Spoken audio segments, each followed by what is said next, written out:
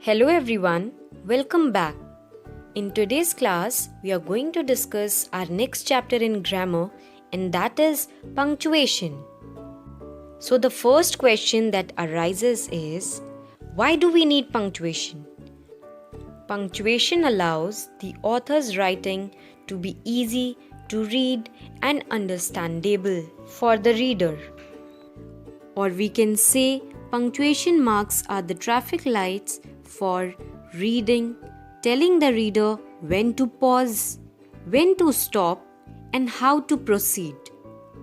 So, first of all, we learn about full stop. It indicates when used at the end of a sentence, a strong pause. For example, let's go there. So, we have put a full stop after there. Read this book. I like this laptop. I will go home.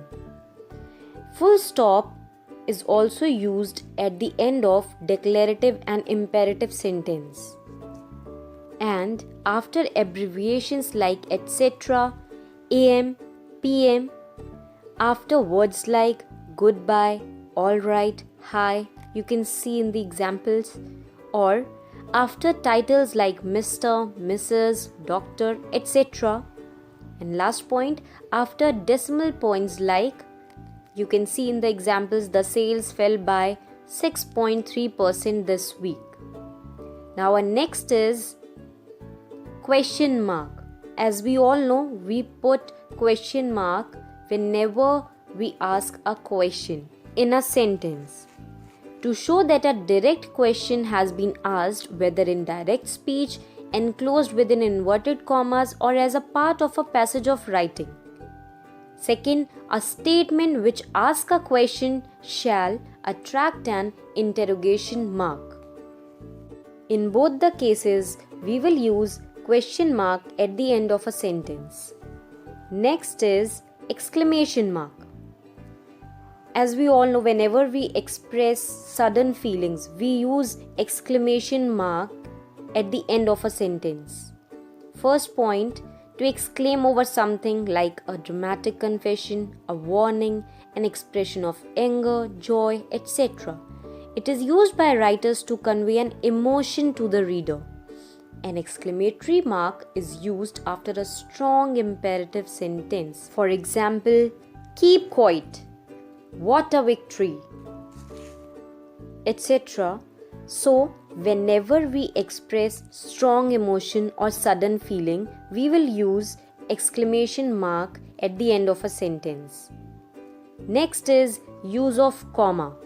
First rule is use a comma to separate words or items in a list. Example, she has 2 dogs, 3 cats, 1 bird and 5 fish in her house.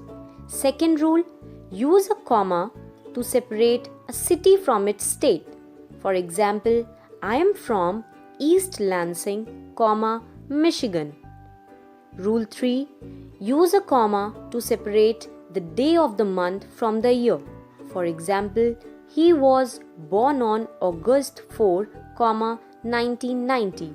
And the last rule is use a comma to separate two adjectives describing words जिन्हें हम बोलते हैं when the word and can be inserted between them. For example, she was a young, beautiful dog.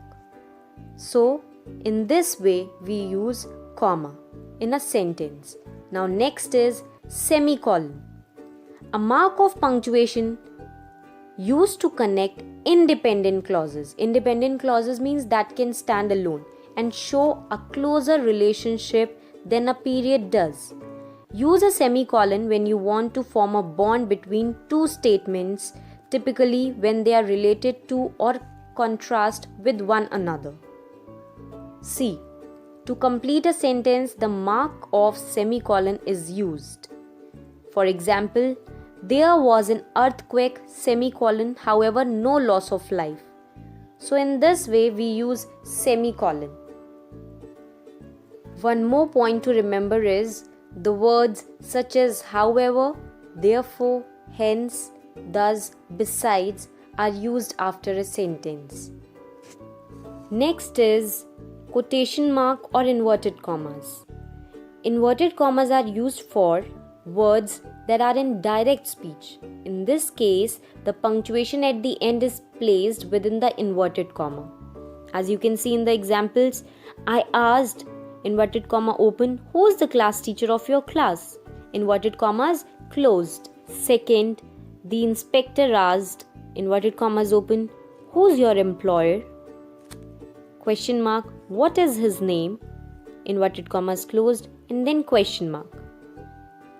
So in this way we use quotation marks or inverted commas, or we can say in case of direct speech, it is used to indicate the exact words of the speaker. So these were the punctuations that are given in your book. I hope this is clear to you all. Thank you.